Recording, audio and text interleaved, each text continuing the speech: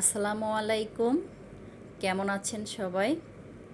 তো আমি আজকের ব্লগটি দুপুর থেকেই শুরু করলাম। তো ভিডিওটি দেখতে থাকুন, এনজয় করুন, আশা করছি ভালো লাগবে।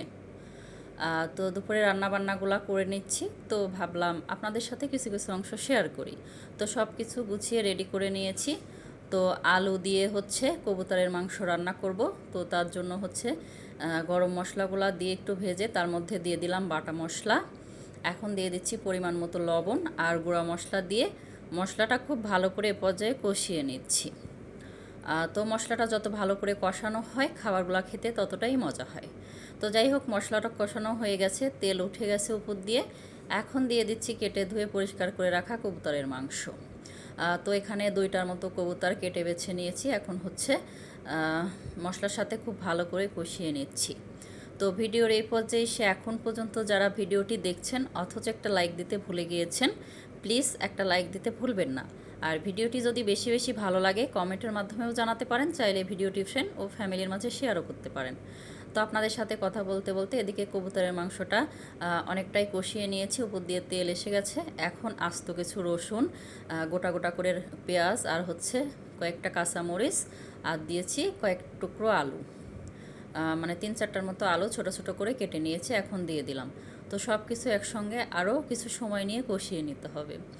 তো একটু ভাজা ভাজা করে কষিয়ে নিলে দেখা যায় খাবারটা অনেক মজা হয়, খেতে ভালো লাগে। এখন হচ্ছে একটু সময় নিয়ে এটা কষিয়ে নিচ্ছি। তো কষাতে কষাতে যখন সবগুলো একসঙ্গে খুব ভালো করে ভাজা হবে, ওই পর্যায়ে এসে এখানে পানি দিয়ে দিতে হবে। তো যত ভালো করে কষানো হয় খাবারগুলো খেতে ততটাই ভালো হয়। তো এ পর্যায়ে এসে হচ্ছে খুব ভালো করে কষানো হয়ে গেছে। এখন দিয়ে দিচ্ছি পরিমাণ মতো ঝোলের পানি। তো যতটুকু পানি দিলে মাংস আলু সহ সিদ্ধ হবে ওই পরিমাণে পানি দিয়ে দিলাম। দিয়ে এখন নেড়ে চেড়ে জাল করে রান্নাটা সেরে নিতে হবে।